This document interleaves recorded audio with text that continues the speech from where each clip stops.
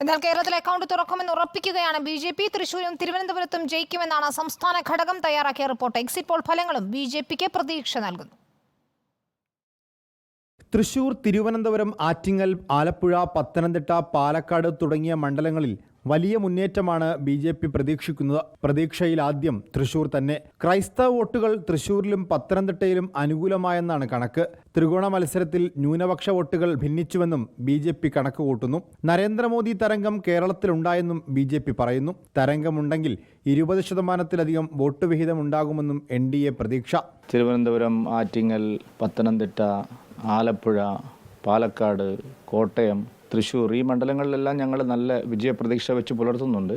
5-6 സീറ്റുകളും ഇത്തവണ ജയിക്കുമെന്നുള്ള ഒരു നല്ല പ്രതീക്ഷയാണ് ഞങ്ങൾക്കുള്ളത്. ഇത്തവണത്തെ തെരഞ്ഞെടുപ്പിൽ ഞങ്ങൾ കണ്ട ഒരു കാര്യം, പ്രധാനമന്ത്രിക്ക് അനുകൂലമായിട്ടുള്ള, ശ്രീ മോദിജിക്ക് അനുകൂലമായിട്ടുള്ള ഒരു പോസിറ്റീവ് വോട്ടിംഗ് നടന്നിട്ടുണ്ട്. ദേശീയ സർവേകളിൽ കേരളത്തിൽ ബി.ജെ.പിക്ക് വലിയ മുന്നേറ്റമാണ് പ്രവചിക്കുന്നത്.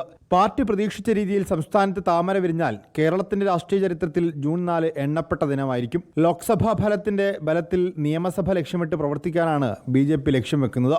റിപ്പോർട്ടർ, കോഴിക്കോട്.